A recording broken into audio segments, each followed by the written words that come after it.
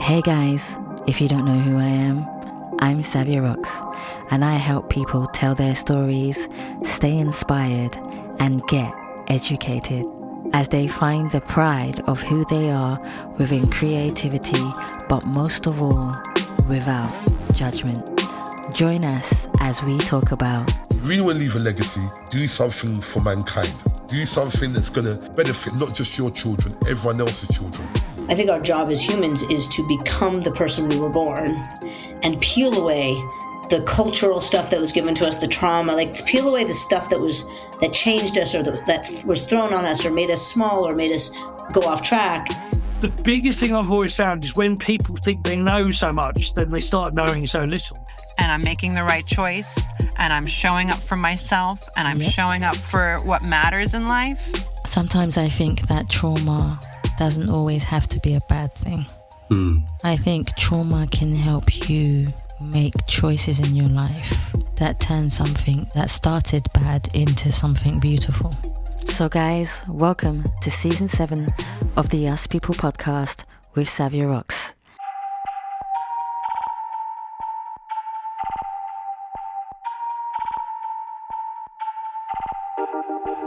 Hi, my name's Loïc Thaler and I'm a voiceover and international casting director, and this is Us People podcast with Savia Rocks.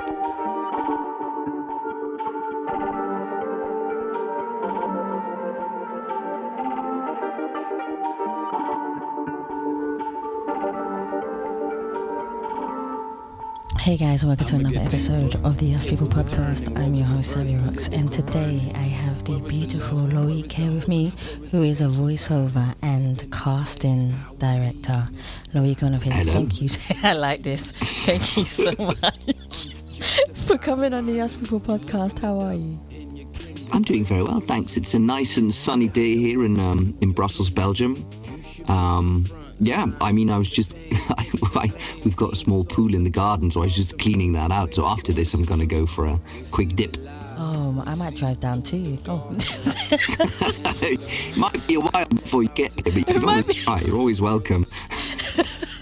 I don't mind. So my first question for you is, I would love for you to be able to tell people a bit about yourself, your background, but also how that influenced you to be the person who you are today.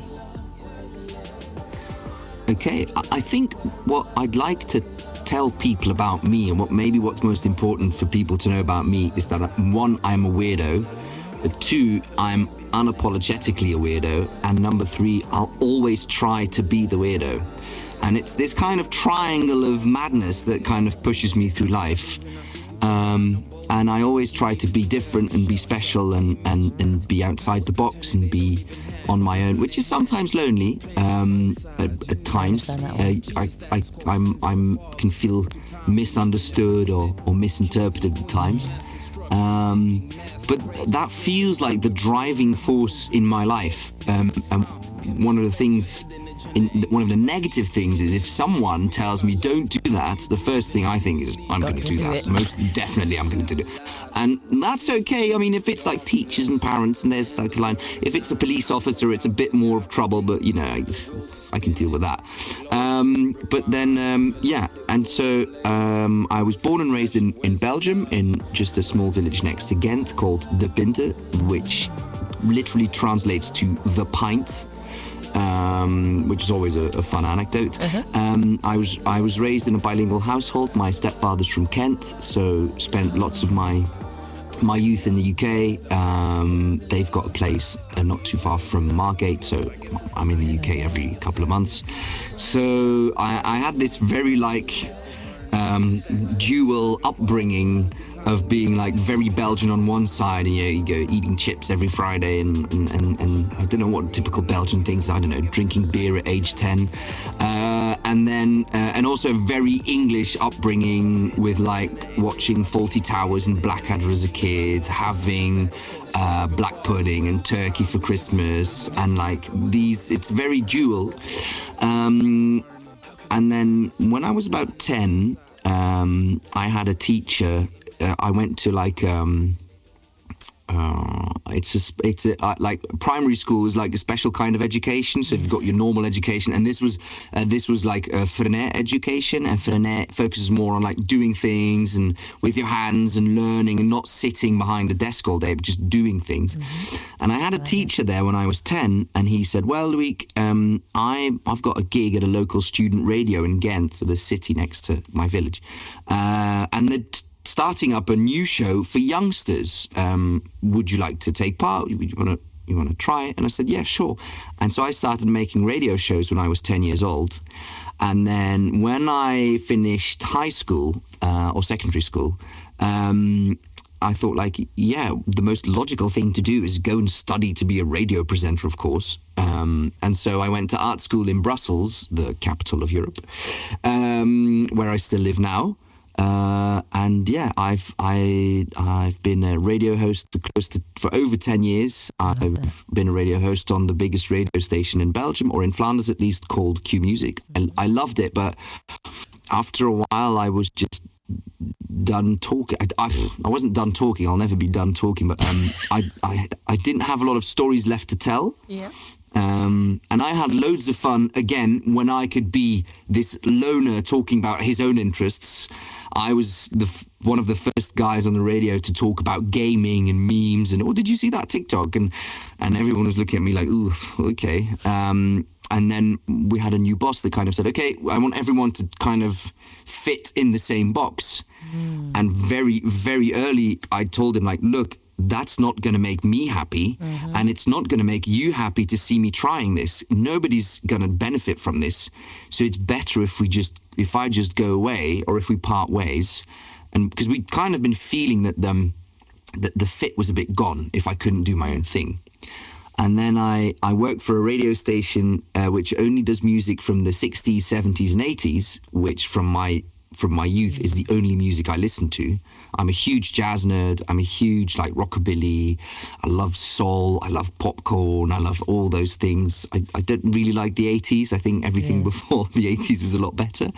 And then I'd been doing voiceover work for some time. I think also for close to 10 years. And then a couple of years ago, when I said, "This is now I'm going to stop being a radio host, and I'm just going to be a voiceover, and I'll see what I can do." And I love the sound of my own voice, of course, and I love the fact that I can just like tell the story and really take a story at its roots and look what it's like and what does it need and what kind of acting does it need. Yes. And then bit by bit, because so I'm trilingual. I'm trilingual, Dutch, French, English. I understand German, Spanish, Italian, Portuguese, because it's all just French or Dutch with a different twang. That is actually quite true. And then and then I studied Arabic for 4 years, so I'm okay in Arabic as well. And so what happened is, bit by bit, me loving languages made sure that I started talking to more and more voiceovers. Like, "Oh, what's it like being a voiceover in Germany? Oh, you have rate cards for your prices. Oh, I might steal that idea." And then you meet people in Scandinavia, and I've been to the One Voice conference in London twice, and I've met loads of people there. And then every now and then someone comes to me and they say, "Well, Loïc, you're a voice. Do you know any German voices? Do you know how much they cost?" And I say, "Well, yeah, I know this guy. Look, he's got a rate card. Look, that's what he charges, and I'll chuck a bit on top for myself, and then I maybe can have a slice of cheese on my toast."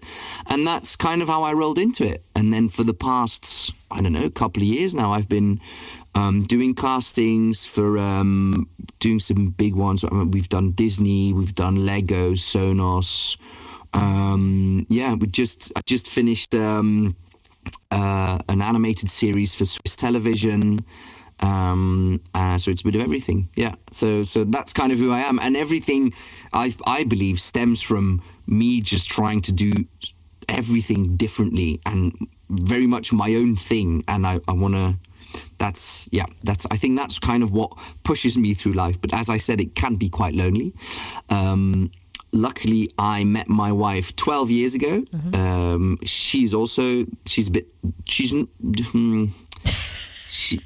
she has less of a feeling of trying to be special all the time. I think she might loathe that in me sometimes. Like, oh, here he goes again, talking to the neighbours about a dog or something, and she's like, she likes to be a bit more under the radar.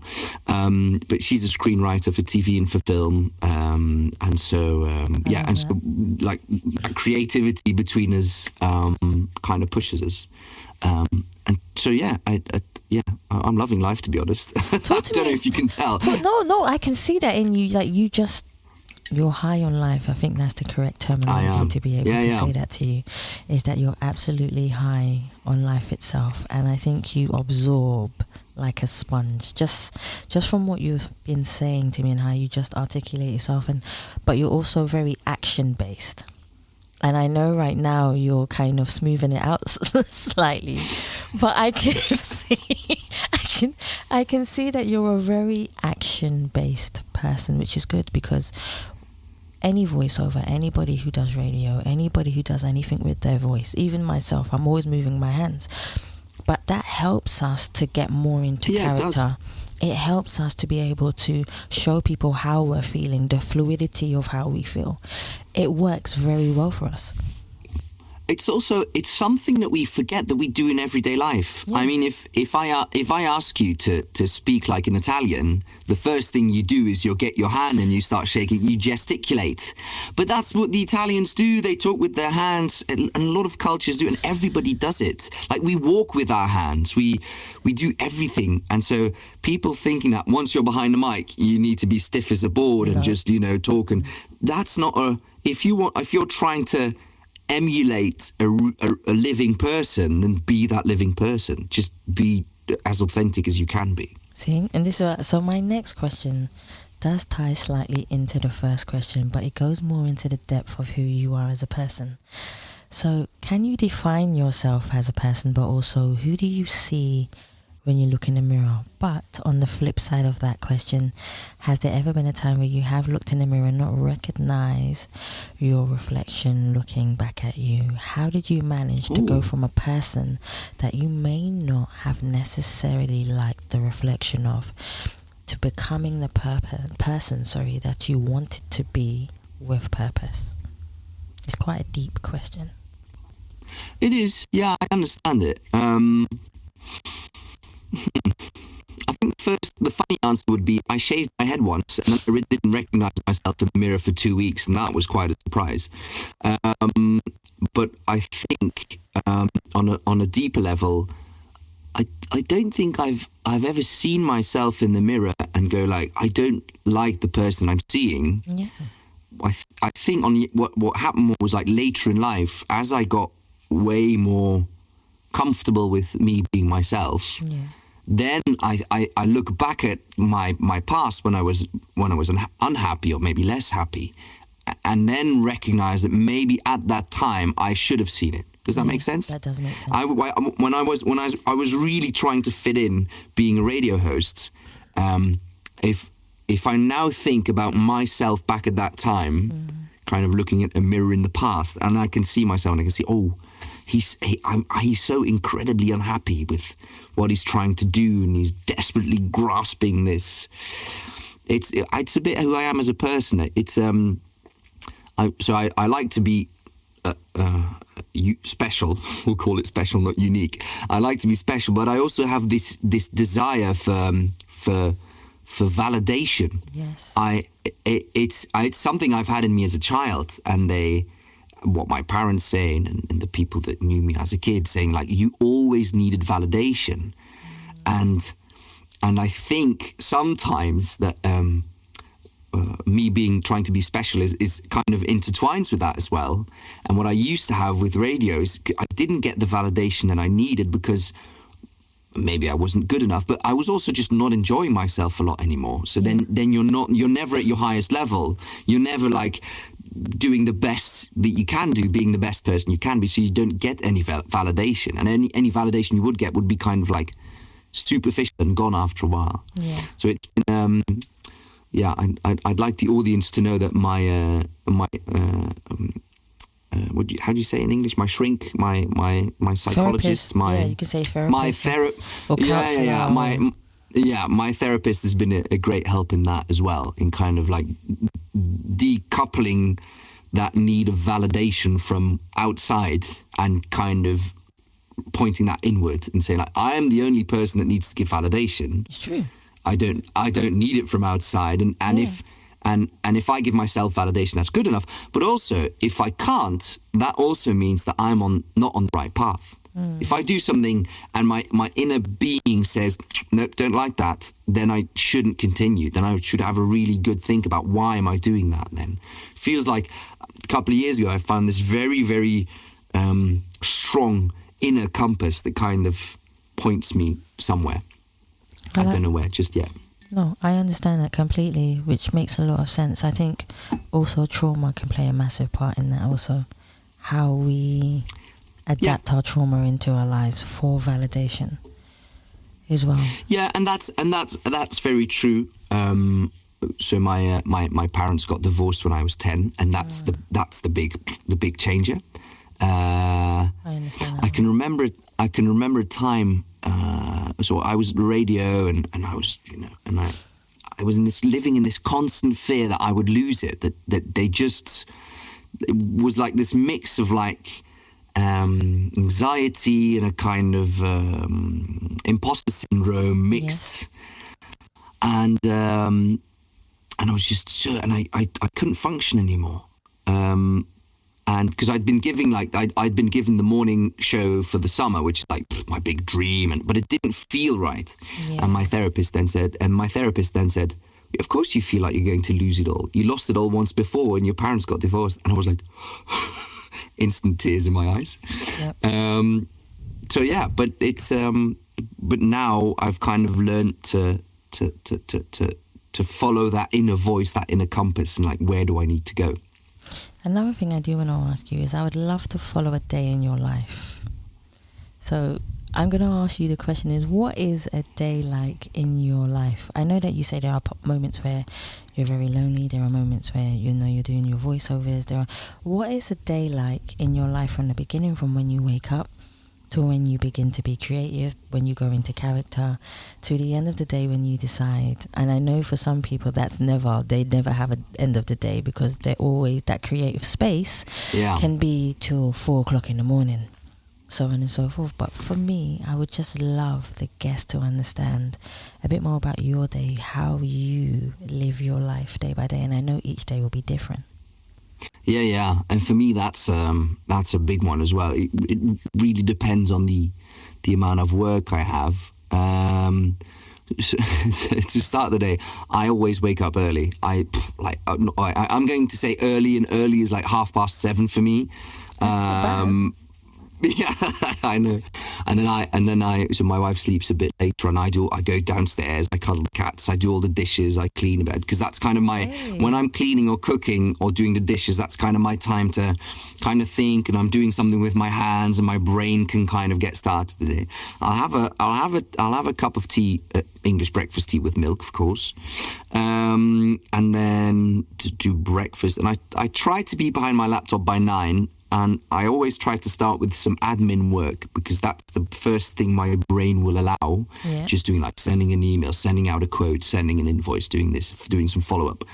And I think by 10 it really begins. I think by then I tackle my first big project. Mm. So the thing about me as well is I have ADHD, which in me results in it's really, really difficult to start a big task in my brain. Mm-hmm. That's impossible. And I try to divide it up in several smaller tasks. And I say, okay, the first task will only take me about 5 minutes. Let's start with that. Yep. And by the time you did the first one, your brain's like, okay, yeah, we'll do the rest. You already started. You tricked me, blah, blah, blah. And so I try to do that. And then by, I think, 11-ish, I do my first couple of recordings. If I've got a voiceover recording that day. But the thing is, it's all at once at the same time. During that time when I'm writing down something, I can get a phone call, and then I need to switch, and then I do this, and then a new email comes in, and it's this kind of pile of tasks that just get, and I'm at the bottom trying to like sort everything out, and then it just gets added on top, and then sometimes you have to do priority, and then after, so I have lunch with my wife at home, we watch a bit of telly, and then it's just the same. It's just like after lunch, start with the emails and the admin. Then I start doing the bigger chunks. And then by 5, I like to work up until 5, 5:30, just because otherwise my wife will kill me. Which is good. She kind of pulls me out of that space and says, you're done for today. We're going out. Which I absolutely love. Don't tell her, but do tell her, but I sometimes I can be a bit like, I'm doing something here, because I can always also find it very annoying if I'm in the middle of something. Yes. And I can't close it in my brain. There's this funny meme of saying, like, people with ADHD have got 30 tabs open and don't know where the sound's coming from. Yeah, and that's my brain. Mm-hmm. And then, but it's a combination of like talking to people. Oh, we're doing a casting for this. What would you like? Doing my own recording, setting up things. I'm trying to do a bit more acting. So you have to do casting tapes. You have to do a bit of everything. And then once work is done, we'll chill for a bit. I mean, we live in a very nice area with lots of nature. So we go out for a walk. We do dinner. And then I'm a bit more of I wouldn't say couch potato, but I really enjoy being home in my kind of closed. My wife really likes being out, so we're out more often than not, which is good. She kind of pulls me out of that rut sometimes. And then we visit friends, and I think yesterday we were on a nice terrace in Brussels in the sunshine, having an Aperol Spritz in this a beautiful area. And then we had friends saying, oh yeah, we're going to join you guys, just stay there for a bit. And I was like, okay, cool. And then I had to, so for instance, yesterday I had to go home for half an hour because I had an important call with a talent agency in the US, and they signed me, which is also nice. But then you go back, but she's my wife and I have got this kind of agreement that work is sometimes just going to come first. That's the rule. And if it's not too long, and because we're both ambitious high achievers, so we're used to sometimes saying work's going to come first, and then we're just like, well, fine. See, I like that. But do you find, how is it for you guys? Do you find that you work more, or do you find that you chill more? Because sometimes it's hard to find that balance between the two. And because you're both such high achievers, how does that work for you? It kind of depends. For instance, I did a big casting for a big bank, and they made some training videos. Yeah. And they came to me and they said, well, we did them in English, but now we want to have them in Spanish, French, Italian. I'm okay, sure. And then so we did all the castings, we did all the dubbings. And then they said, well, Loïc, we now want you to edit them on the video, which I said, yeah, sure, you can do that. I mean, I can. But so that's a bit more like just like work. And then sometimes I have to make sure, like, okay, no, you do this, you do this now. But more often than not, if I'm working and I'm enjoying myself, it doesn't feel like work. Exactly. It feels like I'm chilling. If I've got a good friend in the UK who lives in Brighton, I do lots of castings and do lots of work with him, and when we chat for an hour. We chat, oh, you went to Italy, how was it? Was it nice? Oh, you had too much wine. I know that feeling, yeah. Okay, no. And then like the last 5 minutes is, okay, sure, should we get back to the point at hand? Let's, okay, that casting, that budget, that person. Okay, next. So I'm chilling through life most of the time. Sometimes I work too much because there's too much on my plate, which happens. And then in the evening, I'm like, I'm a zombie. But now I'm in a good space again. Yeah. See, I love that. So I'm going to talk about the power of your voice, which I find one of the most important questions for you. So how important do you feel it is to have a powerful voice, but to use the power of your voice, and not just for yourself, but for other people as well? And how does that help you in the industry that you work in?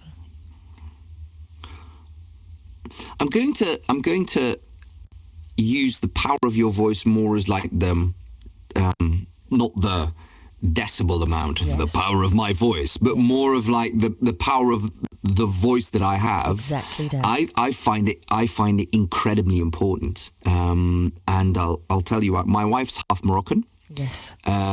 So she has struggled with things that. So for the listeners who can't see me, I'm very white. I'm just throwing it out there. Like, there's not a single percentage of me that's probably outside of Europe. But he has a tan. He's saying he's very white. No, but he has a tan. I don't. I've been eating many. I know I've been eating carrots. That's it. I haven't had a tan for years. I'm just eating carrots. Just carrots are full of vitamin A, and they make you tan. They make you a bit tan. Just look it up. It's true. No, it's true. Don't laugh. I've been eating a carrot a day. The way you say it is like you take a carrot and you rub it on you. No. You eat the carrot. Don't be silly. Come on. I'm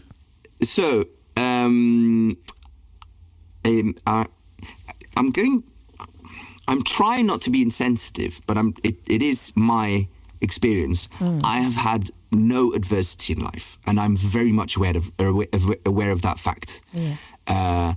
Both parents went to university. I got the chance to go to university. That was never out of the question. I've never been in a situation where I've been discriminated against, where I've been treated in a kind of racial situation. I'm a man. I'm a cis man. So I've never been in a situation where I've been treated as a woman. And I'm just hoping it makes sense what I'm trying to say. Like, yeah. There was one thing that you said that made me definitely want to interview you, just because you said that one sentence. When you talk about your wife, you said, through my marriage, my wife is half Moroccan. I've learned the value of taking a step back as a white person, using my platform to promote others. There are not a lot of white men that say that, because what they do, and I know you're going to understand this, is that they benefit from the, they benefit from the structures in place. Thank you very much. In place of them being white, and the privileges, that's the correct terminology that I was trying to find. That's it. The privileges of them being a white man, whereas your wife, myself, would understand that in order for us to get into the room, it would be a lot harder. So I completely understand where you're coming from. And I think that's something that's kind of guided me through life as well. I'll say it with an example. There's a radio station here in Brussels called Bruz. I used to work there for many years, and I used to be responsible for about 100 volunteers. And so the volunteers all had, they did the radio shows in the evening, so they all had an hour each. And so I had about 100 shows, or 100 volunteers at least. And there was one group of guys that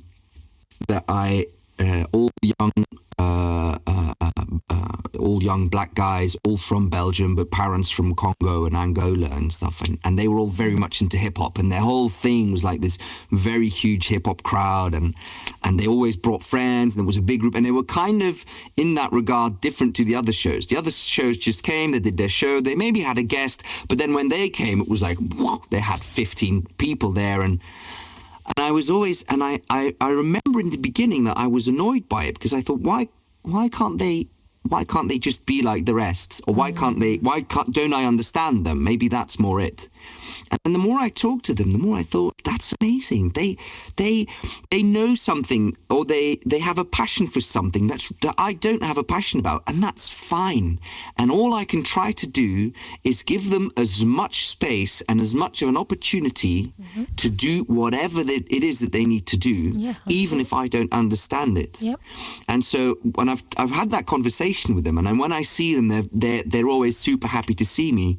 Because what I try to do is, I know the amount of space I can take up as a white man, and I know the amount of space I can kind of nudge myself into, and I try to use that space that I can create to kind of, it's as if I'm like pushing a crowd with my back and my arms open, trying to make a big space, and then going to those guys. Do it. Take it. It's yours. Go for it. Go. And it's what I try to do in life. It's not only about skin color or ethnicity or religion. It's also a male, female, everything in between. In being like, I want to give people the space that I'm sometimes given, but other people are not. And I try to do that in my casting work as well, where I always try to. So I always do blind castings for many of my clients. Yeah. I don't send names. I send if they're male or female. I haven't had many requests for a non-binary or a trans voice. It just hasn't happened in all these years. That's why I'm saying male and female. And then, but I never use their names because I don't. If they're looking for a voice for a thing, and you've got Mark and Tom and Mustafa, I don't want them thinking, we're not going to take Mustafa because we don't like it happens. Like it happens so often in our life. So I just call them TO and MA and MU. Like that. And that's it. And then they just pick, and then I say, oh, you guys pick Mustafa. That's great. He's a great voice. He'll do great. And I try to do the same with kind of thinking outside of the box sometimes. And when they ask me for a voiceover for instance, UK, and they say, well, we want something cool and want a young guy, and he needs to be a bit like, a bit Camden vibe. And I say, okay, Camden vibe. So a part of me throwing up at the word Camden vibe, and I put in people that I know that are really, really good, but wouldn't be selected for this role if they saw their picture, for instance. Yeah. I know that sometimes if a client comes to me and he says, oh, want something cool, a bit Camden vibe, he's talking about this like 30-year-old white guy with a beanie and a tattoo somewhere, which is, And then I've got one of my favorite voices is, he's a guy, he's from London. If he hears this, shout out to him. He's called Joe Troy, and he's got an amazing voice. Wow. It's amazing. And I put him in so many of my castings, but it doesn't always work out. It has worked sometimes, but just to kind of get my clients used to the fact that maybe they need to be more open and that they need to allow me to use my position to help others and to kind of go to a world where we're not looking at names anymore or skin color or that's where I'd like to go. Yeah. I think that will happen if we have more. I see you as an advocate. That's how I see you. It's what and it's what I'm trying to do, and I agree. It's with what you said before. Is I think a lot of people in my position need to be the same.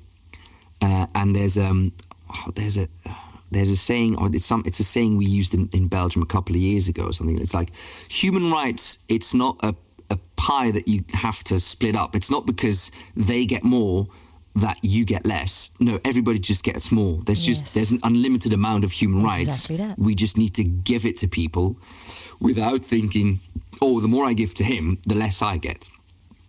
That's kind of where I stand. And I just try to be the beacon sometimes. No, for and other you're doing people. a great job at it. I think we need more people like you in the world, and the more people without me trying to be like a white savior type, which is also not what I'm always also very careful about that.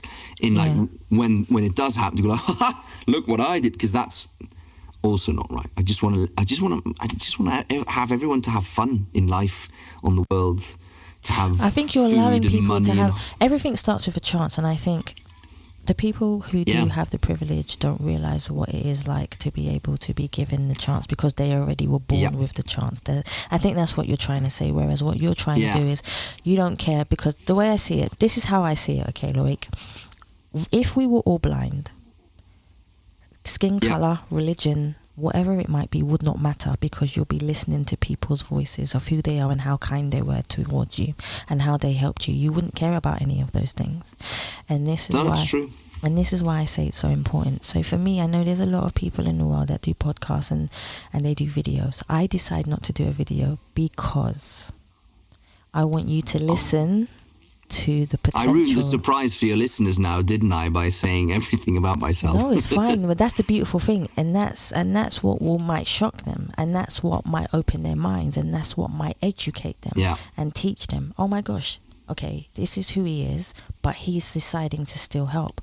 I've just decided to do it completely backwards to everyone else, where everyone else is doing it with videos now and, you know, doing TikToks and so on and so forth. And that's fine. Do it because it's great. But I'm kind of old school.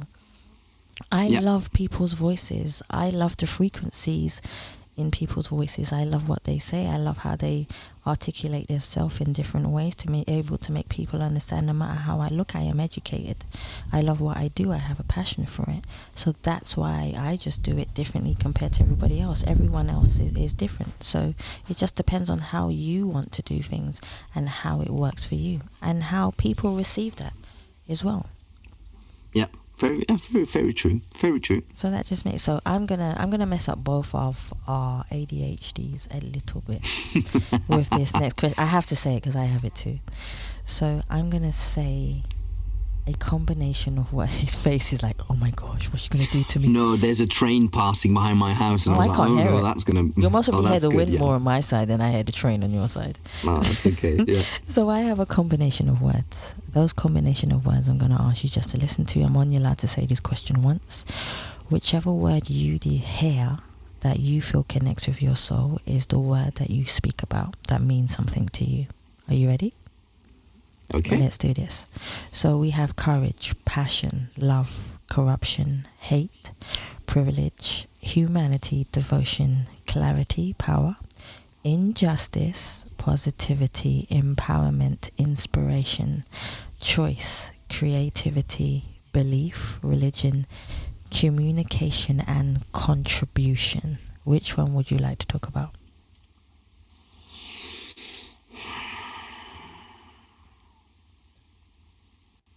That's a difficult one.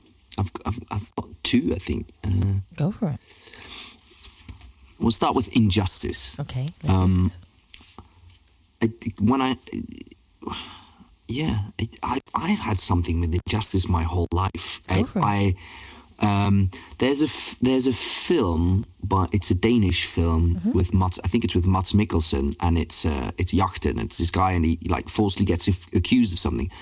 I can remember crying my eyes out for the first time in many years when I watched that film, and then it kind of clicked that when something unjust is being done, either to myself or the people around me, I have a very visceral reaction to that, which also ties in well with what we just spoke about. Yeah, in like me using my space for other people. It's also an injustice that I'm trying to correct in a right way. And then kind of the second word that I heard that kind of instantly sparked a light is courage, because it also takes courage to do that, and it takes courage to be yourself and to stand out, and I think a lot of people lack that courage. And if more people would have courage, there would be less injustice, and I'm sure of that. I think because I know people. I've got friends from when I was in elementary school, primary school, or secondary school, and like their biggest fear in life is being different. Yeah. And I find that so incredibly depressing. Yeah.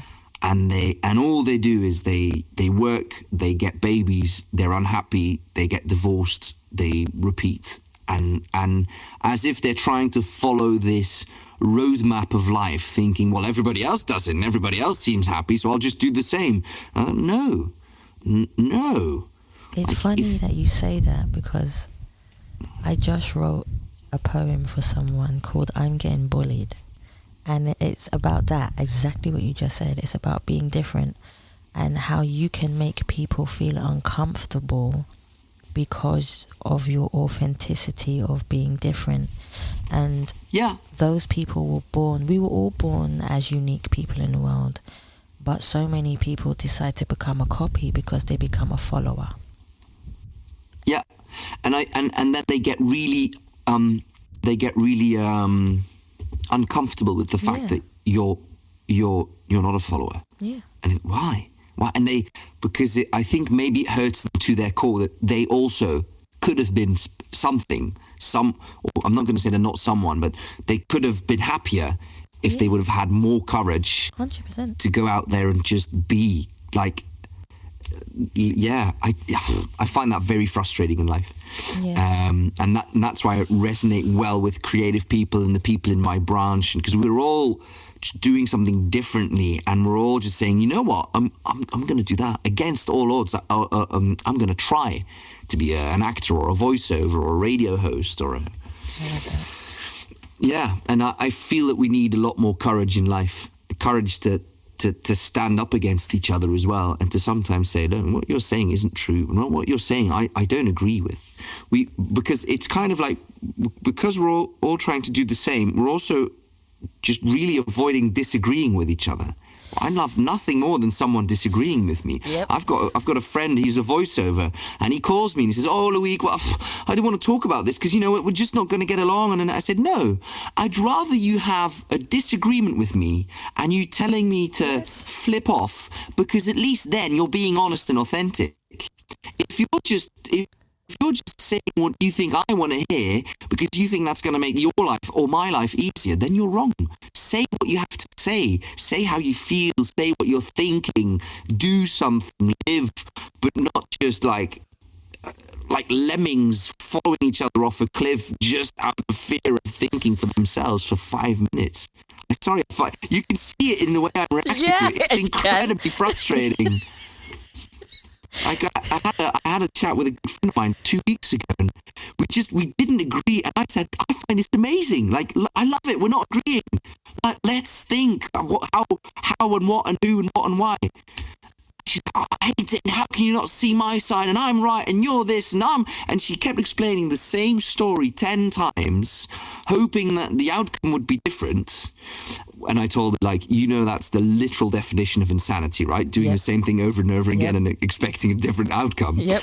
And then she tried, and we just didn't get there, because she could not agree that we both have the same set of data and we got to a different conclusion.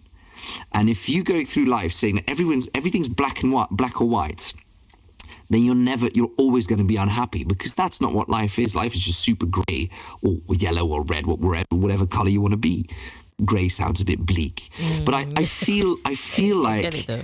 I get it. I feel like if we would learn to be like, you're this and I'm that, and it's perfectly fine. Those two coexist.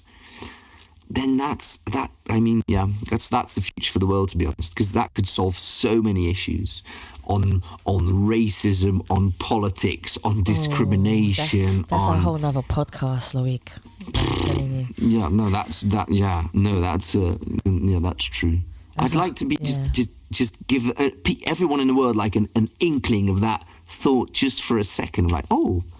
Yeah, maybe I don't need to be shit to someone else because they think differently, or they speak a different language, or they tan easier, or they, whatever.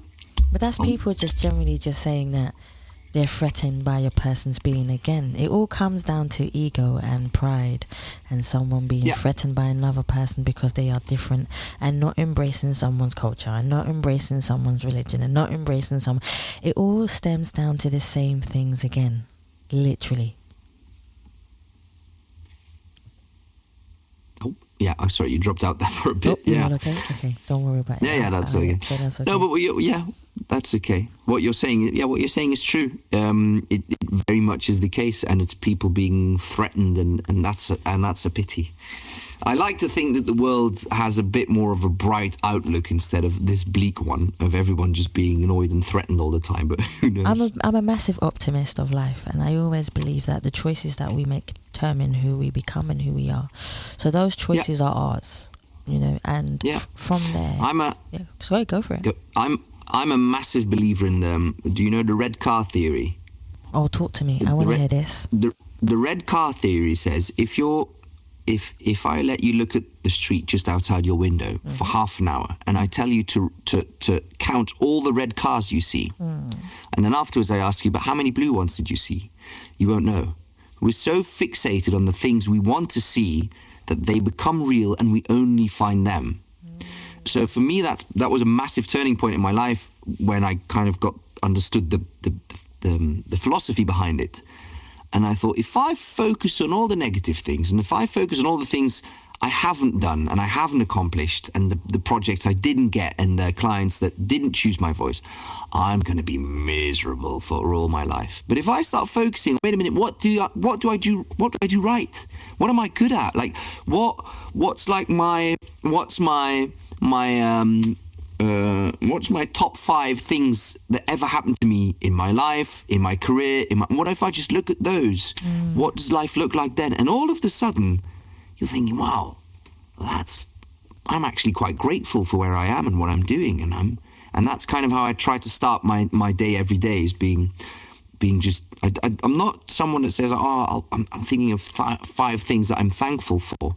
But I try to get up, start the day and be like, okay, I try to feel good about what I'm doing and what I'm accomplishing and the people I'm meeting and the food I'm eating and the drinks I'm drinking. And it's my whole life gets looked at from that kind of keyhole of being like, look at the things that make you happy.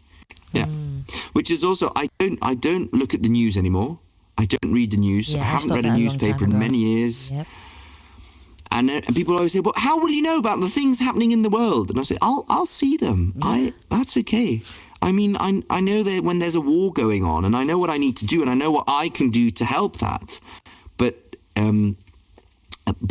being told negative information every day and again and again, of course you're going to be miserable. Of course. Like, when have you ever put on the television, you go to the news and they say, well, today, the good news first, we stopped racism. We figured out nuclear fusion. Someone didn't die. I mean, that would be great. I'd like that for a news show. I wouldn't mind call it positive news, right? They just call it positive news. Yeah.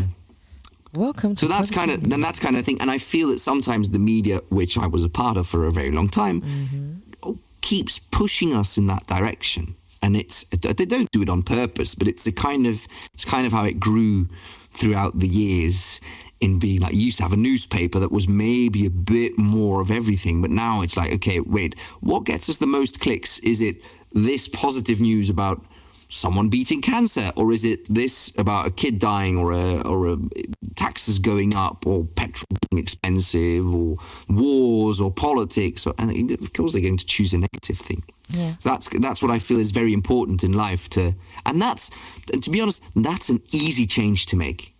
Like, if you're unhappy, you can start doing that tomorrow. You just write 5 or 10 things that you're grateful for. Just write them once on a piece of paper or on your notes in your phone. Yes. And then every time you're a bit like, you can look back and you think, oh, because we also tend to forget them.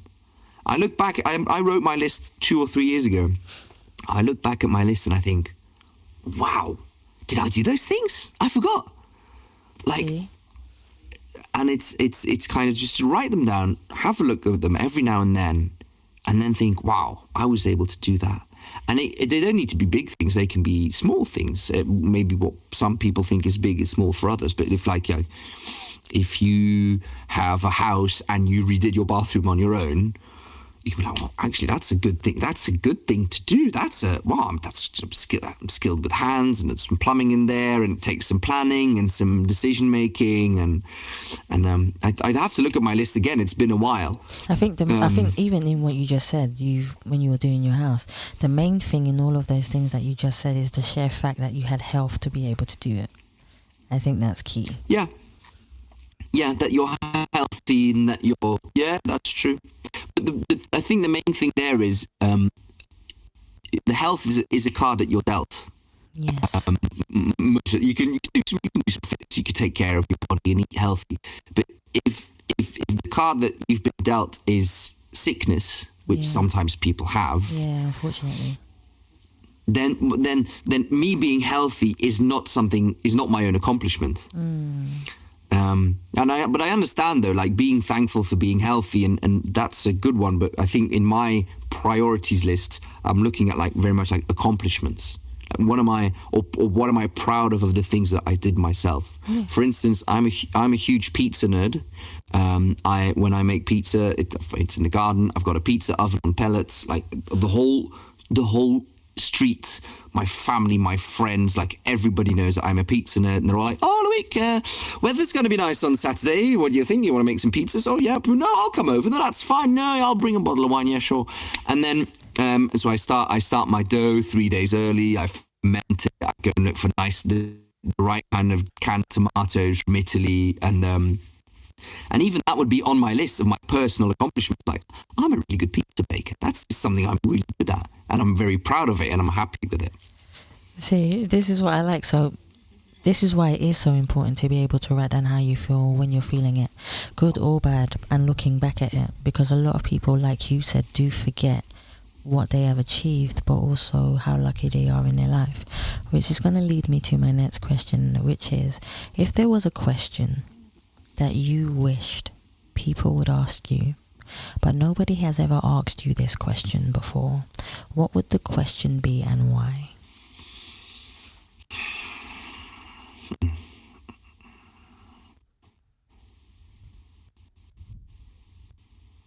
If there was a question that nobody's asked me before, that's a difficult one.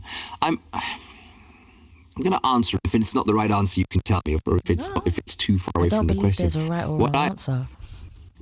Well, sometimes there is in life. I mean, maths is very specific. Okay, okay, we can go to that. What I'd like people to ask me more is, how are you really doing? And then taking 3 minutes, and then listening for 3 minutes to me just nagging or talking and go into that question with moderate interest, but like, how should I say this? Because my work is quite niche, nobody in my family understands. Yes. My wife does, but even for her, it's this kind of, he finds voices and he does voiceover work, but like the nitty gritty of it is something that I don't have a lot of people close to me to share that with. And then what I'd like for it is if my family and friends, I have a couple of them. My brother does it sometimes. My best friend does it sometimes, and they're just like, how are you doing? What's going on? Busy, not busy? Like, what's the stress level like? And then just giving me 3 minutes to just rant and just saying, oh, I did this gig, oh, and I did that, and I spent so much time in doing X, Y, and Z, and and it that's kind of part of the loneliness that I spoke about in the beginning. Yes, it's like sometimes you want to be so special, you carve out such a specific area for yourself that nobody can really relate to what you're doing. Very true. And then you just want them to understand what it is. They don't, or to try to understand. Yeah. They don't need to understand everything that I do and why I do it. But sometimes when I say, that was a really shit day because of that, and then they just say, yeah, it sounds shit, yeah. And I think generally in life, and it's what we do, and especially it's a very Belgian trait. So when we Belgium's a bilingual, trilingual country, and so in both languages, being like Dutch and French, we see people who say "ça va," which is French for you, okay? Yes. It's "ça va," but we say it in Flemish as well. And then there's just "oh, ça va, ça va." So that's it. Like, you're right, oh, that's it. So we don't take enough time to sit down with someone and go like, how have you been? Like, what's going on? Because I feel like it's also part of us losing that deeper connection with people, because we're all massively losing out on third places. Yeah. Have you heard that theory of the third place? I have loads of times. I think. And it's the same with, like, I meet friends, and a friend I haven't seen in a long time, and then you get these coffee updates. You go for coffee every 3 months. Like, oh yeah, you okay? Oh, you got a kid? Oh, that's nice. Oh, baby, diapers. Okay, well, work, you're okay. My work, you're, and then you have a coffee, and then you do it again 3 months later. Is that a culture thing though, as well, Loïc? Is it a culture thing? Is it? I'm going to say how it is. Is it a man-to-man thing? Is it a woman-to-man thing? Is it a woman-to-woman thing? Because, again, when we talk about the way men express themselves, is completely different to the way women express themselves. So from your terminology, how do you think it's that? Or do you think it's something else? I don't think so, because there's a loneliness epidemic across the board. Yes. I think there's a male loneliness epidemic that might be bigger. That really needs to be. It is being talked about. I think that's also the reason why the Netflix series Adolescence was such a hit. Yeah. But on both sides, because I watched it with my wife, and she said, "Oh, I mean, let's not get too much into the politics of it." But I think we're getting more and more lonely. Yeah. And that is because instead of us going to the drawing club or bowls, or we're doing like cards, board game night, we're all just at home scrolling, looking at other people faking having fun. Yes. And thinking that is life, and then being unhappy with ourselves. Like I have it with a friend sometimes, and he's like, "Oh, why does everyone have such a nice life, but I have got such a boring life?" And I said, "They don't. You're just seeing the highlight reel, and you're just like skipping it through that in like high speed. You see that person and that person you haven't spoken to in 3 years, and this person you barely know, and that person from down the street, and they're all there by coincidence in the past 24 hours." They had a nice night. There you go. But you don't see all the stories and the posts. If people would just say, "I'm at home eating a bag of crisps and watching telly," you don't. So it's again, yeah. So it's that's the kind of ties into the question. I think we just need to find more connection with each other, and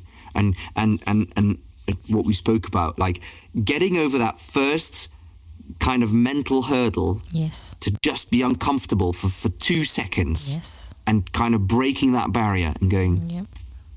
How are you? Are you okay? How have you been? That's it. Oh, we'll get there. Well, I am hoping we get there, because I have optimism in my heart. It's completely different to everybody else. Yeah. And I try to be a beacon for people to do that. And I've been succeeding with, like, my brother, for instance. When I saw him on Friday, we had to do some work at my mum's house, and he noticed that I wasn't in it. I was just like, I was in over my head with work, and he came to me and said, "How are you doing? Because I've noticed that you today you've been making a lot more noise than usual, and you've been and he said, "How are you?" And I thought, oh, that's actually really nice of him to ask. And then I just unloaded, and after me unloading, it was like, yeah, you could try this. Maybe that's the solution. And then I felt so much like there was a weight off my shoulders. Yes, because we don't do it often enough. That's true. That's true. And I don't think that's culture based or gender based, or I think that's just us as humans being just protective of ourselves and not wanting to burden people with what we feel is a silly thing, but actually people being super receptive to it. My wife had the same. She had a difficult meeting. So she's a screenwriter. She works with 2 other screenwriters at this point in time, and she had a bit of a difficult meeting, and it wasn't sitting well. And like for days, a couple of days, 3-4 days, she was like a deflated balloon. Like, it was like. And then we saw one of the colleagues yesterday for a drink, because we're all good friends, and she said, "How?" The friend said, "How are you feeling after this?" And my wife was like, "Oh yeah, you know." And then the friend breaks the barrier and she says, "I've been crying nonstop for 4 days." And then my wife goes, I love the fact that she was honest. And then my wife goes, "I've been feeling the same." And then in the car she said, "I don't know why I couldn't just say it in the beginning, in the first time.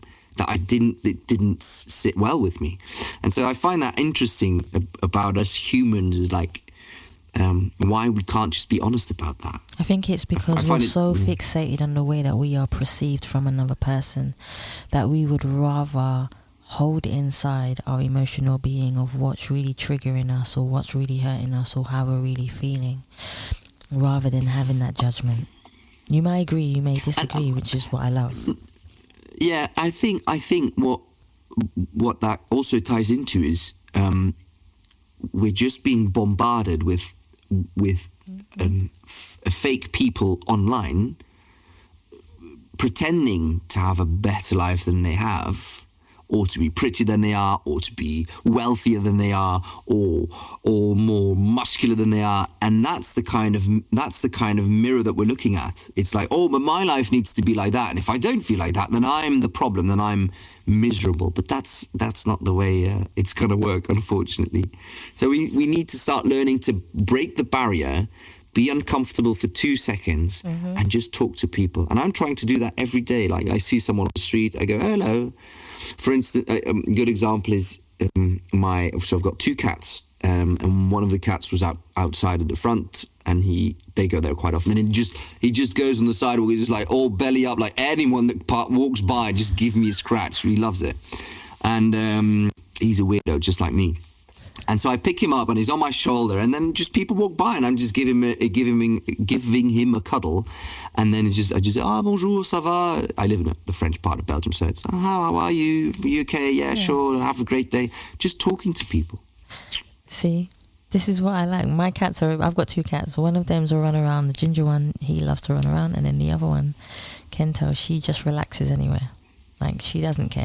She'll go anywhere and just relax, and I love that. So, what would you do differently if the word judgment didn't exist? The reason why I asked that, because we've been speaking so much about other things that accumulate to judgment and coincide with judgment. And I just wanted to ask you, if I took out the word judgment and judgment didn't exist, what do you believe that you would do differently in your life? I have a feeling I may know what you're going to say, but I would love to still hear.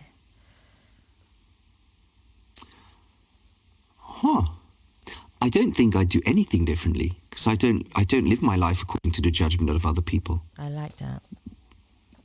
I've never done that.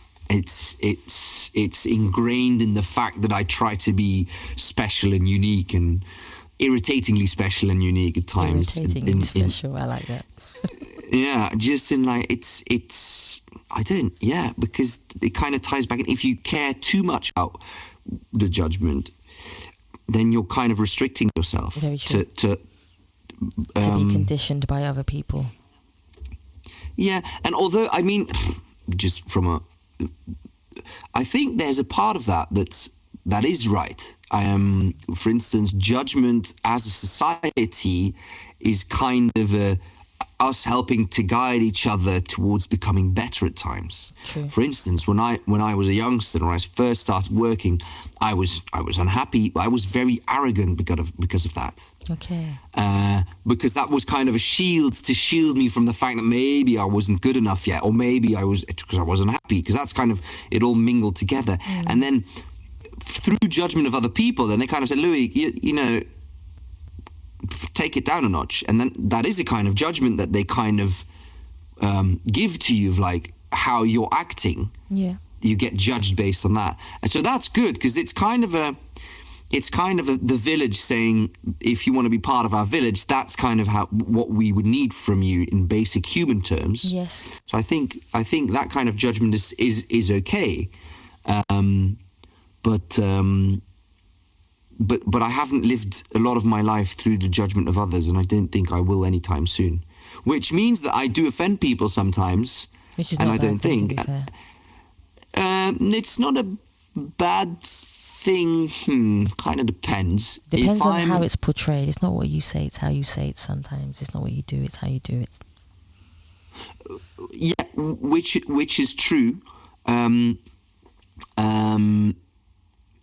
But even then, I've very much learned to go to someone and say, I think I did something wrong there, and I want to apologize, because I want to take accountability. Yeah, that's super important to me.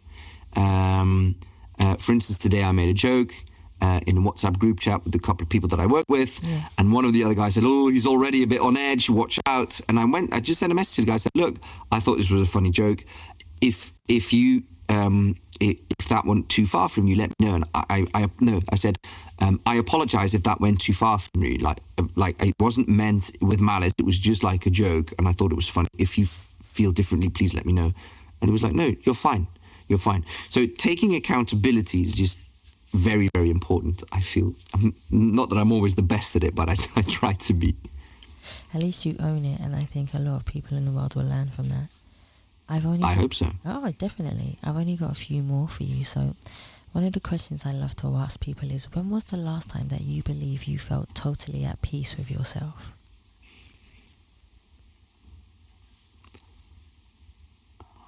That's a good one.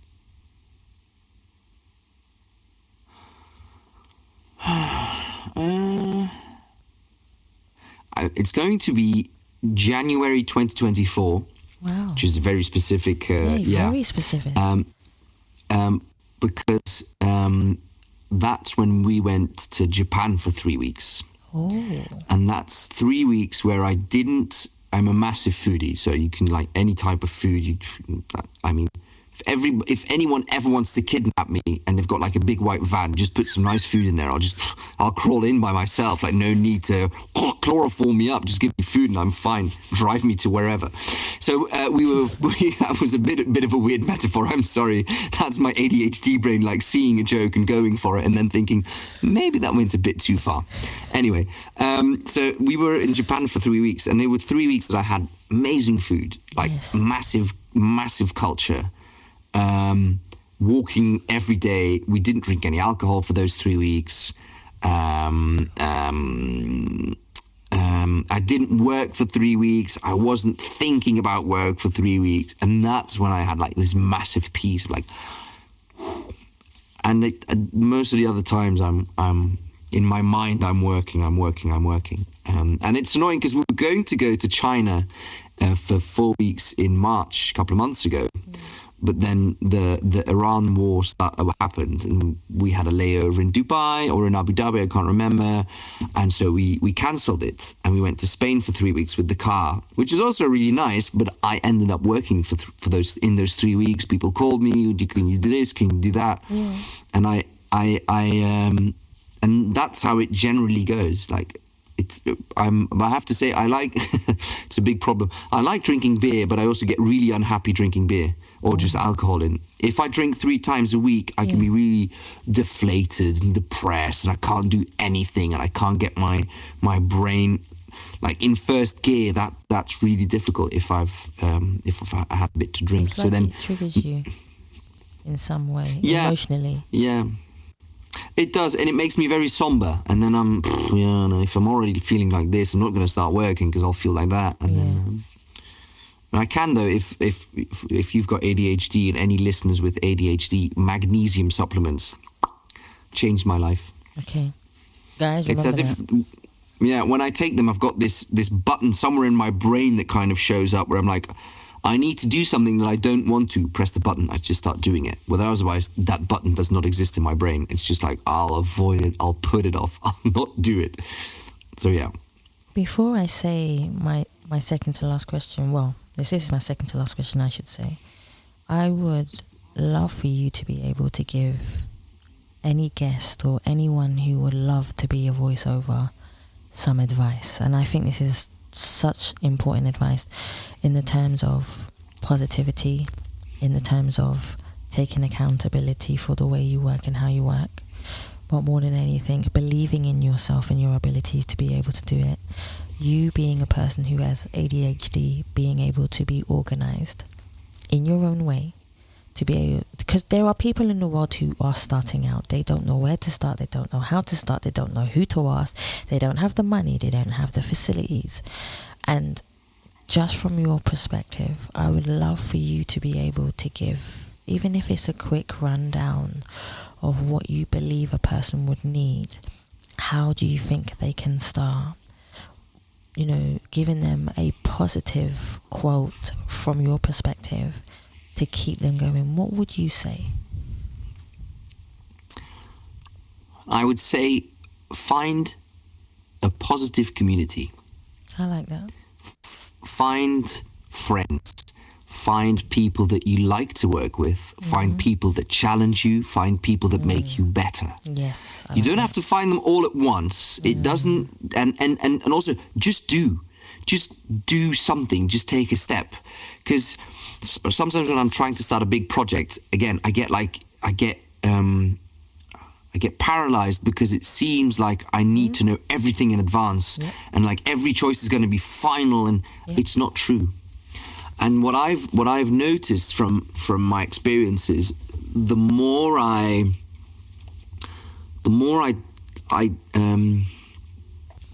enjoy what I do, the more like-minded people I attract. Very true. The more they push me, the more they... For instance, I met an amazing... she's a UK voiceover called Emily Jardine. She's one of the best ever. And she is a ray of sunshine. She is a ray of sunshine. And she's known throughout the whole community as this amazing person. She's a coach. She's a mentor. She helps people starting out. Please don't go spam her Instagram or her Facebook, whatever, and tell her you came through me, because she's going to be cross. But it's like, and I saw that and I thought, what an amazing person. And the more I got to work with her, and I thought, and then I asked her, can you coach me? Can we try that? And she gave me so many insights. And then I met another person through that, and she's been pushing me. And so what you kind of get is, I always, when I have to talk about voiceovers being voiceovers, I say everybody wants to work with friends. That's all we're really longing for. All I'd like in a day is go to a studio that booked a friend of mine, the sound engineer's a good friend of mine, there's good coffee, the client's a friend of mine, and the other guy's a friendly guy. And that's like the dream day. Everybody just wants to work with friends. So find those friends. Find people you can relate to, and find people that push you to make you better. And then, and I think that's like the social aspect of it. And then the next one's a bit more difficult. Be the best. You don't be the best in like you're a tenniser and you don't have a life and you can't have a beer, or you have to eat 2 carrots a day or something. I don't know. But like, be the best you can be. Like, force yourself to be better, take accountability. And if you don't do a good job, ask people, what can I do next time to be better? Yes, I like that. Just before we had this recording, I had a phone call with a guy, and I do some acting work for him, and I do some self-tapes, and sometimes I don't get the job, and I thought I did a good job.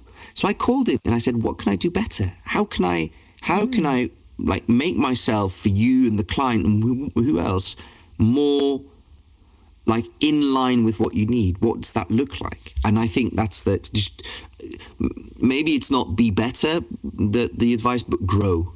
That's it. Find every opportunity you can to grow as a person, because growing means becoming uncomfortable. Yes. Become comfortable with being uncomfortable. That's also, and then grow. And if you do that, whatever you set your mind to, you will accomplish. I like that analogy. Guys, I think that's a wicked way to end the show. So my last question for you is, if anybody would like to find you, to connect with you, to find out more what you do, your voiceovers, just you in general as a person, where can they find you? I think LinkedIn would be the best place. That's where I kind of share my thoughts and my videos, and that's why I try to be the funniest. Also, I'm always like, I see these people with a post like, I went to this conference and these are the key 3 takeaways. Opportunity is key to be successful in business. And I think, yeah, we've seen that. Or you see this guy and he responds 3 minutes after an article is posted with like a five linear response where you're like, thanks ChatGPT, I could have done that myself. Yes. I didn't need to. So LinkedIn, but I try to be funny on LinkedIn. I'm not sure if it's always working, but I try to be funny. That's fair enough. That's good enough for me. So this is where I say to you, thank you so much for number 1, connecting.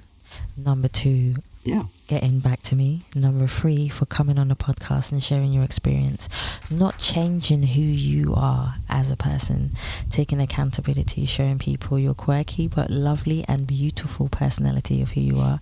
Thank you for being an advocate for people and continuing to be. But most of all, from me to you, just thank you for coming on the show. I appreciate you, and I'm sure all the guests who listen to this podcast will appreciate you too. Thank you so much. I had a great time. Thank you. And you're more than welcome. So guys, I want to say thank you so much for coming on the Ask People podcast and listening to the Ask People podcast. Please remember, you can leave us a review on Spotify, iTunes, Google Play, or any other platform that you prefer listening to.